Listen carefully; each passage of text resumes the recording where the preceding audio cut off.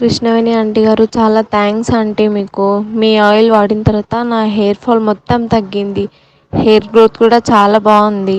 Hair ఇప్పుడు చాలా థిక్గా ఒత్తుగా పెరిగింది ఆంటీ. చాలా థ్యాంక్స్ మీకు. నేను చాలా డౌట్తో తీసుకున్నా కానీ చాలా బెనిఫిట్స్ వచ్చాయి నీలో. ఫస్ట్ ఫేక్ అనుకున్నా నేను కూడా, కానీ యూస్ చేసిన తర్వాత తెలిసింది నాకు ఆయిల్ చాలా బాగుంది ఆంటీ.